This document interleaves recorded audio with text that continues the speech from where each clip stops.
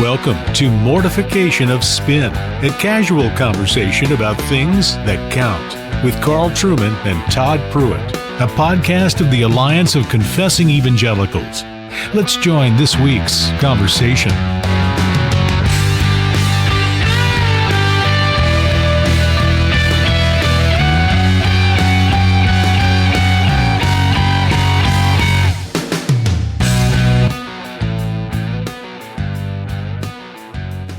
Welcome to Mortification of Spin. My name's Carl Trueman. I teach at Grove City College in beautiful Western Pennsylvania. And I'm here as always with my co-host, the Reverend Todd Pruitt, pastor of Covenant Presbyterian Church in Harrisonburg, Virginia, in the equally beautiful Shenandoah Valley. Indeed. And we're delighted today to have a returning guest and a new guest who have just published a very significant volume on an extremely important topic. Two guests are Neil Shenvi. Neil is well known for his online writings about critical race theory. He has an AB in chemistry from Princeton and a PhD in theoretical chemistry from UC Berkeley. He's the author of Why Believe? A Reasoned Approach to Christianity, and is widely recognized for his writings on critical theory. And along with Neil, we have Pat Sawyer. Pat has a BA in psychology from UNC Chapel Hill and an MA in communication studies from UNC Greensboro and a PhD in educational studies and cultural studies from UNC Greensboro. And he's a faculty member at UNC Greensboro and has been published in the Academy and various popular outlets. And they together have co-authored a book entitled Critical Dilemma: The Rise of Critical Theories and Social Justice Ideology, Implications for the Church and Society. Great to have you with us, Neil and Pat. Thank you, Carl. Thank you, Todd. Mm-hmm. Now, to those of us a certain vintage, i.e. who did our college studies in the 1980s, last few years have been remarkable. I remember in the 1980s, I did a classics degree, and we covered certain aspects of critical theory, particularly the sort of classical stuff coming out of the Frankfurt School, as part of the ancient history dimension of my degree. But really, critical theory in those days seemed to be, I would say, somewhat passé. It was, it was interesting. It had a few insights, but it didn't arouse any strong emotions either in the men that I heard teaching it or in those of us who were on the receiving end of it. And indeed, I had a student a few years ago who went to the University of Edinburgh and did a PhD on Max Horkheimer. And dropped me a note, I think about 3 years ago, to say, wow, I thought I did a PhD of sort of historical interest. Now I find I've written on the hottest topic of the day. I don't want to ask why you wrote the book. That's always the cliched way to start these kind of interviews. So, but why do you think critical theory or the family of approaches that we typically bracket together under critical theory have suddenly become the common currency, not just of obscure literature and history professors in academic university humanities departments, but the common currency of Twitter, the common currency of blogs, the common currency of many people who, if we put it bluntly, have never read any of the original sources and yet have a passionate interest in it. Why critical theory? Why now? Great question. So critical theory, as you know, originated with the Frankfurt School in the 1920s and 30s in Germany. And that, we would almost argue that the Frankfurt School is almost passé today. If you see it, it'll be a footnote on someone's text on critical theory. But I think critical theory as a broader tradition really got a shot in the arm in the late 80s, early 90s with two things. One is the advent of critical race theory in the late 80s, early 90s. And the second is with the rise of queer theory in the early 90s. So those two disciplines, which fall under the broad category of critical theory, really reinvigorated the discipline, I'd argue.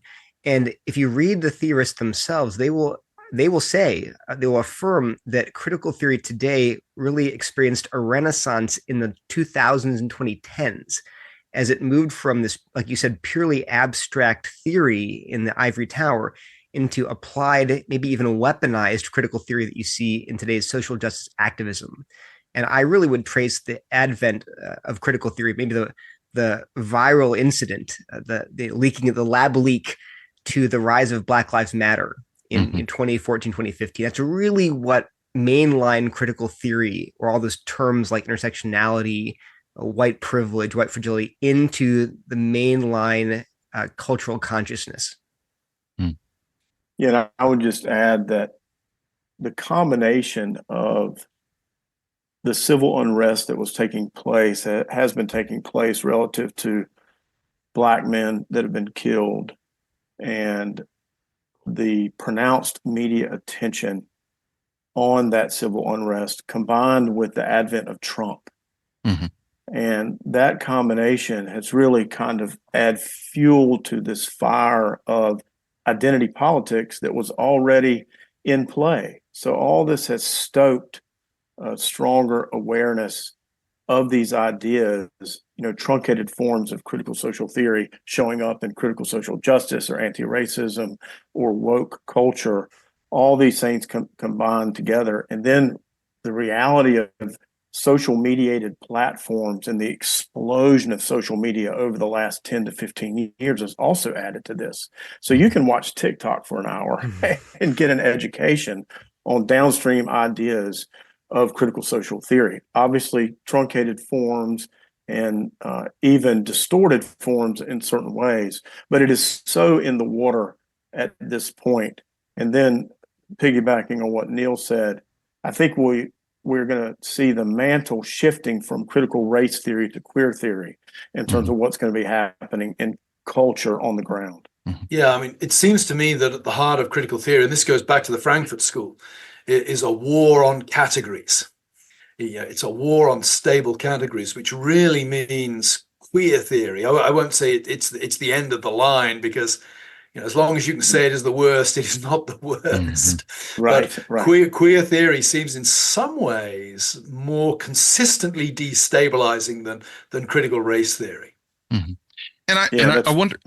Well, I was just going to ask you all, and I'm sitting here with three men who've written on this. Carl has a book that's off to the publishers that's going to deal with basically kind of the history of the development of the ideas, and you all deal with this really well in your book also. And just a word to the listeners, this is I think that Pat and Neil do an excellent job of covering a thick topic with a broad scope, even the history of its development in one volume. It's really a great book to get in your hands. But guys, as you think about, because when I was a student at University of Houston in the late 80s, I heard some of these things. Now, I didn't hear the term critical theory, but some of the things I came to, but it was always in obscure things, maybe in an obscure class, a kind of a level 201 psychology class. I'd hear some of these things that now I look back on and know where it came from. But it was all very much confined to the academy and to theorizing and to discussion in that way. None of it ever seemed mainstreamable, if you like, at all at that time. And of course, when it broke, and I think you're absolutely right, the lab leak, which I think is a great way to put it, was some of these events in the last few years. But it had been kind of until then just kind of the playground of certain academics in certain departments of university world. But it came across the ocean to Columbia University, because most of the scholars from the Frankfurt School moved because most of them were Jewish, and they got out of Nazi Germany. They come over to Columbia. Columbia makes a house for them, and suddenly it gets into the American Academy, where it just kind of stays. But during this time, it's advancing across the academy, right? And ultimately, those ideas don't stay in the classroom. Ultimately, they get into the society. And I wonder if there were key moments before this most effective lab leak over the last 5, 6, 7 years, where there's some key moments in the 20th century that marked its at least in some ways, its introduction into mainstream thinking, if that makes sense. Sure, it does. And just to emphasize that in the book, we address a lot of these myths about critical theory, critical race theory. And one of them is that it's just a legal field, this esoteric, abstract legal discipline. And it's not true. So And they'll say that themselves. So Mhm. in their seminal text, Critical Race Theory and Introduction, Richard Delgado and Gene Stefanchik write that in 2017, they're speculating about the future of CRT. And they say that one possibility is that it becomes, quote, the new civil rights orthodoxy. Mm. It becomes so suffuses and dominates our culture that it's taken for granted. And they even say in 2017, they say this may in fact already be happening. Mm. So they're open about the fact that it is everywhere, and even that was 6-7 years ago now. But major events, I would say one big turning point is the publication in 1995 of a paper called "Towards a Critical Race Theory of Education" by Ladson, Billings, and Tate, because between 89 and 95, CRT was mainly done by legal scholars, but in 95, it was injected into education and made a huge splash there. So that was what, oh my gosh, 30 years ago. Mm. So think about the fact that CRT is now, research is, I say, more prevalent in education and pedagogy than even in law. What that means is that 3 decades worth of teachers have been trained in this framework for thinking about everything from education to race to classroom policy to healthcare to discipline to criminal justice. And so when you say, oh, it's only in academia, well, academia is now K through 12 through college through postgrad. So the kids that are coming through this pipeline, it's in the water. It's in their daily classroom practice being taught by their elementary school teachers. And that's why it's, I think, really influenced our culture. And that was a big watershed event. Pat, what do you think? Well, and I would mention along those lines that Neil and I aren't standing outside the field looking at this. With my PhD life, and in my faculty life, I'm in the field. And in fact, I've taught in our School of Education at my university, and we teach a course that is designed to bring K through 12 teachers into touch with the critical tradition. And we teach in that course, critical race theory is taught. And some of the texts that we mentioned in our book are used in that course, for instance. So the K through 12 educators that are getting their certificate of teaching and their undergraduate degree in School of Education across the country are getting introduced to the critical tradition. And this is putting critical pedagogy really into the hands of K through 12 educators. And there will be downstream perspectives that are communicated to second graders, third graders, fifth graders, eighth graders. This is not something that we're making up. It is an absolute dynamic. And Kimberly Crenshaw, who really, is founder of critical race theory, speaks about this as well, the gains on the ground relative to K through education. And so not just that stakeholder, though, in terms of the traveling of the critical tradition is really across many academic fields. And then because of that, even business, for instance, I teach public relations, and in one of the texts that I use in that marketing public relations class speaks about social justice issues in the context of corporate life. And so the ideas that permeate the critical tradition can adapt easily to a range of different hosts, so to speak, in terms of where it will galvanize and hunker down and also begin to grow and be influential. And I would also just mention that identity politics is about power tracking with identity, with social locations, ethnic location. And this has become more and more hip and in vogue and less embarrassing than it used to be to identify as someone who's pro identity politics. This has become more and more popular in our day, and critical social theory is about power and how it's manifested relative to identity. So it's a perfect storm in a lot of ways. Yeah.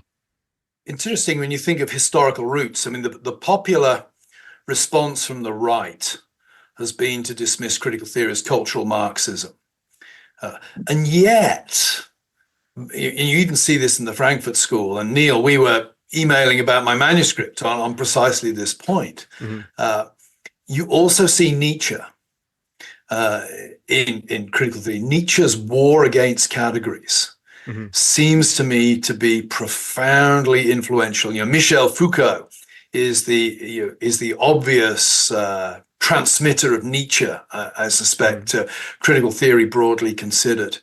To what extent then do you think that, I am suspicious of the dismissal of critical theory as cultural Marxism on the grounds that it sounds to me like a rhetorical soundbite that's a cheap discrediting of what is a relatively sophisticated approach that deserves a more sophisticated refutation. Don't let the listeners think here I'm advocating critical theory. I'm just concerned that the characterization of it as cultural Marxism is too cheap a shot to actually make any significant damage. Yeah, we talk about. Go ahead. Pat. I was just going to say quickly, and Neil, you can follow up. Carl, you're exactly right. It's false to make a one-to-one conflation against with critical social theory and Marxism.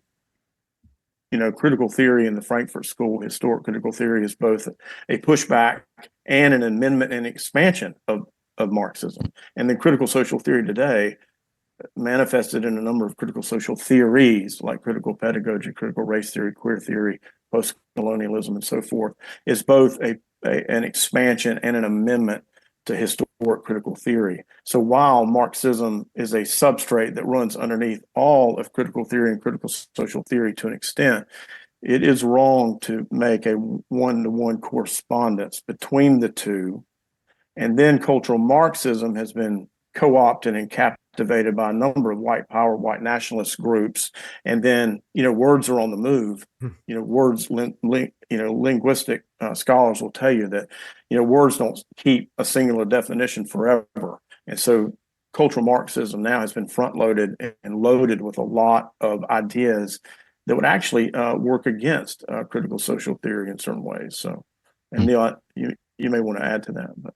Yeah, I was just going to say that in the book, we talk about the danger of sort of simplistic refutations of these ideas. Like, oh, it's just cultural Marxism. It's just woke. What does that even mean? We try to zero in on the ideas, because what we found is that when we try to engage people and convince them these are very dangerous ideas, they should not be adopted by Christians. When we do that, they often will assume that we're working at a very elementary, basic, or even a misunderstanding of critical theory. So you have to raise the level of discourse to say, no, actually, we know what we're talking about. And we're not attacking labels. We're not just calling you Marxist. We're saying that these ideas are poisonous. I don't care what you call them, whether you call them cultural Marxism, whether you call them postmodernism, whether you call them whatever you want. The ideas themselves are the poison, and we have to root them out of the church and society too. And our book tries to make these what sound like very complicated ideas accessible to the layperson, explain terminology. What does equity mean? What does intersectionality actually mean? And we quote extensively from the theorists themselves to show you that we're not inventing these ideas. We're not strawmanning them. This is really what they're saying. And you can pretty clearly, after a few chapters, you say, yeah, this is really antithetical to Christianity. And that's what I wanted to kind of follow up with you guys. In the PCA, the denomination I'm a pastor in, over the last several years, we've been dealing with some of this. I mean, I've sat in gatherings, a couple of large, significant gatherings of PCA pastors where I've seen men advocate by name critical race theory, that we need to draw on the insights and the wisdom of critical race theory, Now, that's not widespread in the PCA, but enough lay people in the PCA have heard those kinds of things. And I'm contacted by members of PCA churches around the country who hear some of the categories. They've done enough reading to know some of the key words and some of the key ideas, and they've heard some of it in some of the preaching in some of the churches. So I wonder if you all could just kind of do what would be kind of the fundamental presuppositions of critical theory in general, and how that is incongruent with the gospel. In other words, this isn't an issue of take the meat and just spit out the bones. The situation's worse than that. Yeah, it definitely is. I mean, there's so many ways. This is why we have 4 chapters devoted to the exactly. errors. But the things that kind of come to the top of the surface here are the key things that the Christians who are wanting to be discerning on this. Mm-hmm. What are some of the key kind of presuppositions and how that conflicts with biblical Christianity? What would you say? Sure. So I'll reel off a few. One is the redefinition of the word oppression. So critical theorists have redefined the word oppression to include not just tyranny and unjust treatment and control, but to include all the ways that the ruling class, whether it's whites or men or heterosexuals or Christians, impose their values on culture. That's a form of oppression, according to the new definition. Well, and oftentimes you'll hear phrases like, well, people of color are oppressed today. And they kind of, yeah, of course, clap, clap, snap, snap. But wait a minute. You've redefined the word oppression there because, again, most people of color don't walk around under tyranny and being abused and people are burning. No.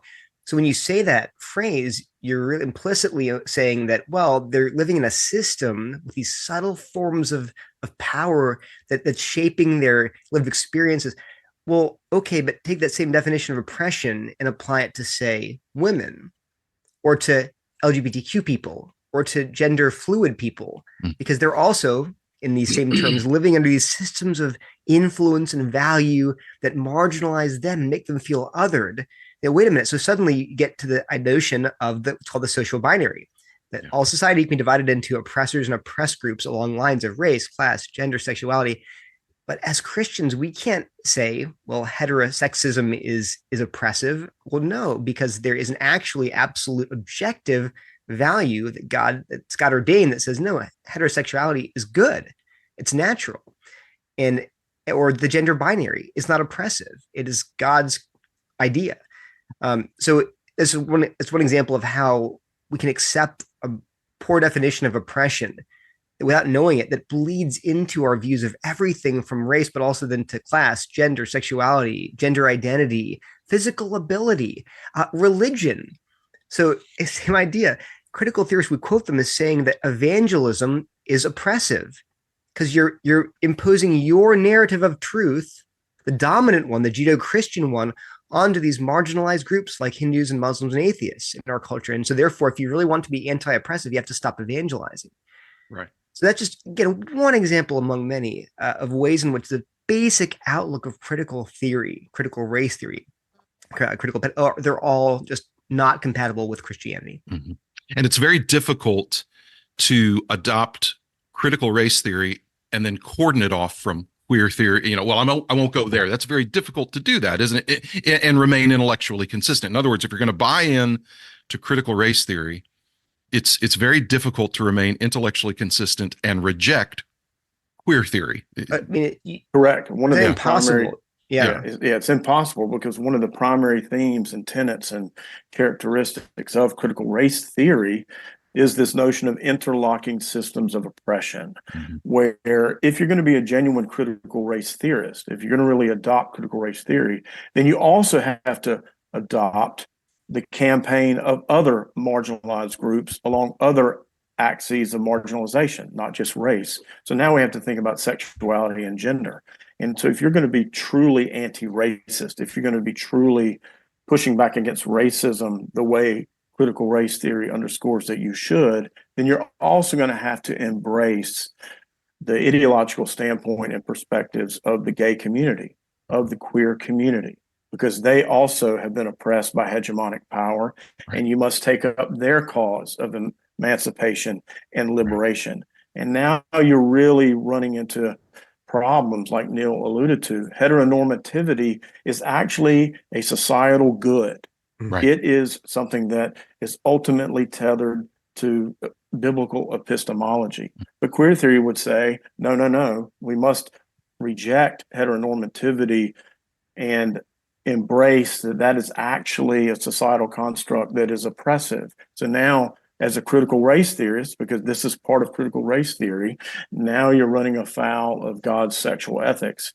And there's a host of reasons why that critical social theory is incompatible with biblical epistemology, a host. With that said, we're not superstitious. We do acknowledge that there are things that critical social theory gets right and happens to be true. And that just means that ultimately those truths or find their way back to God. You know, if something is actually truly true, then, well, it's part of God's truth, and it doesn't matter its secondary or tertiary epistemological locations. But as a robust meta-narrative worldview, critical social theory and its expansive expressions is categorically against biblical Christianity. And one thing that I would just mention, lived experience is so valorized in critical social theory. Right. It becomes an epistemological pathway. How do we know what is true? Well, if you're a part of a minoritized group, your lived experience, according to critical social theory, gives you special insight, standpoint epistemology, special insight into social analysis because you have been in an oppressed state. Well, that's just not true, biblically speaking. It may give you some insight that someone who's never been oppressed could benefit from, but the idea that it makes you somehow discerning to the point that other voices that now have been considered to be oppressive need to sit down and not speak and not contribute. Well, now you've entered into something that is way north of just something that lived experience can offer. You've actually created a rubric to understand social analysis that is false and spurious. It's interesting. And then finally, when you and then when you now apply that lived experience to how you're thinking about scripture, it becomes eisegesis. If I'm going to use my ethnic or social location as a way to see the world, and now the way to see and understand the text of scripture, well, now I'm layering on a lens that will lead to heterodoxy. Yeah. Yes, it raises an interesting question, of course, that if your lived experience is such that only you can experience it, if you're part of the group, can you actually communicate it to any other group? You know, can I read your words and know what on earth you're talking about?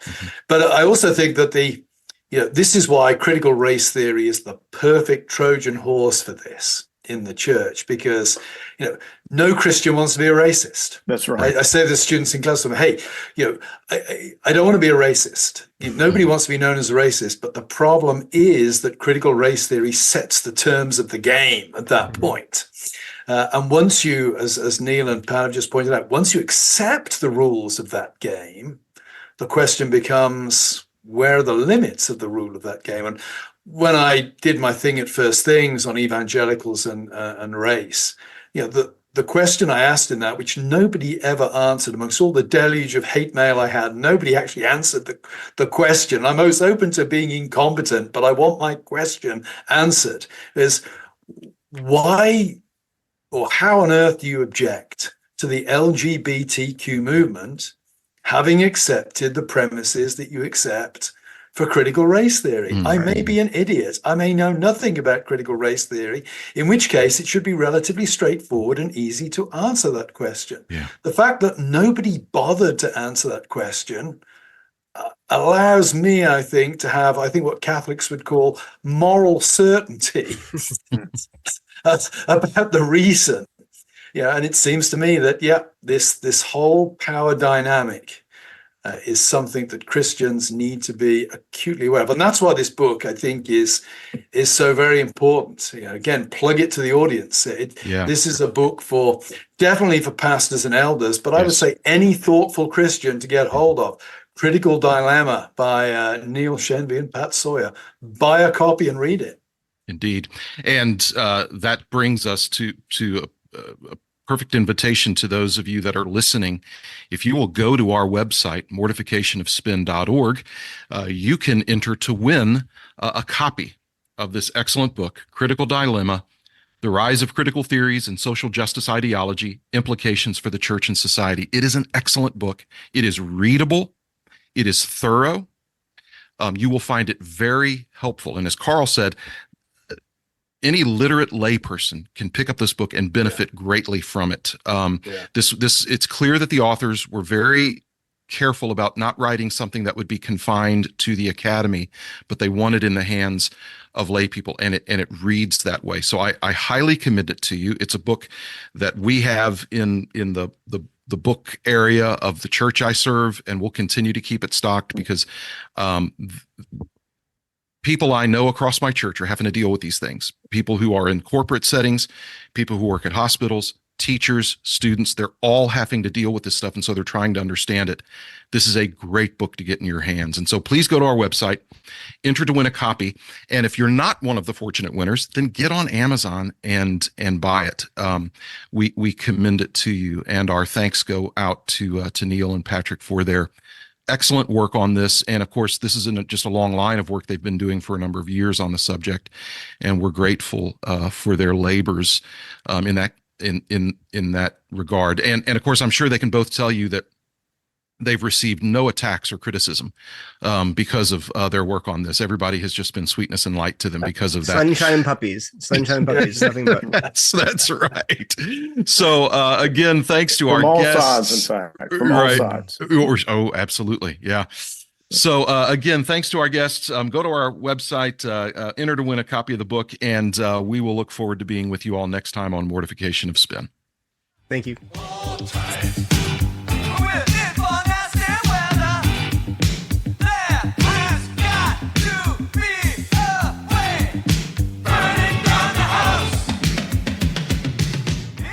Thanks for listening to Mortification of Spin, a podcast of the Alliance of Confessing Evangelicals.